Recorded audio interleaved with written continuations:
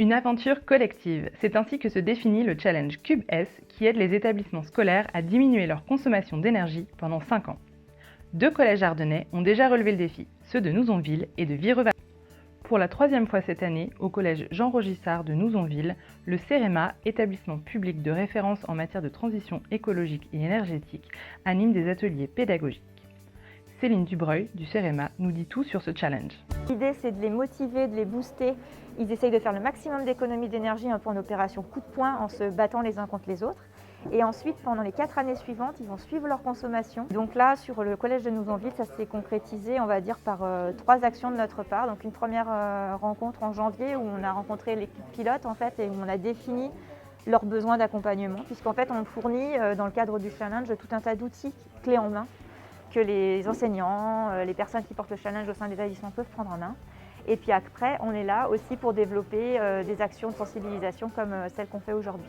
Là, on était plutôt sur le kit ambassadeur. Donc c'est le kit qui est remis aux élèves et qui contient, en fait, qu'ils doivent ramener chez eux et qui contient des objets qui leur permettent de faire des économies d'énergie à la maison. Pendant une demi-journée, les éco-délégués ont pu manipuler caméras thermiques et enregistreurs de CO2 pour apprendre à mener un diagnostic. Hugo, élève de 6e, nous raconte son expérience. Depuis le début de l'après-midi, en fait, on s'amuse avec des machines qui consistent à faire moins d'électricité, moins de gaz, pour savoir la température ambiante dans la pièce. Et puis pour consommer de l'eau, moins d'eau.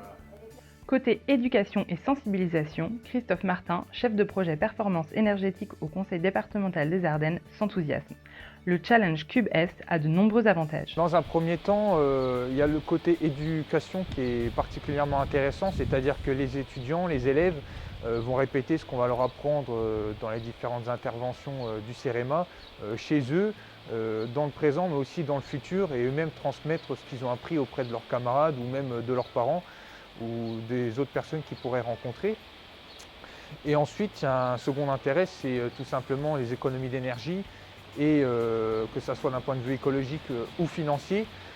Il faut savoir qu'une grande part des perditions énergétiques sont faites par le gaspillage qu'on en fait nous-mêmes. C'est-à-dire que, par exemple, si vous prenez le cas du collège de Vireval qui participe également au Challenge Cube S cette année, par rapport à leur année de référence, ils ont réalisé plus de 9% d'économie d'énergie juste en adaptant leurs habitudes d'utilisation. Justement, pour terminer, Hugo nous donne ses conseils pour moins et mieux consommer. Comme conseil, fermez bien vos portes. Essayez de consommer beaucoup moins d'énergie. Donc quand vous n'êtes plus dans la pièce où vous voulez, vous éteignez la lumière, vous éteignez tout ce qui est ordinateur ou produits meubles d'entretien. Et voilà.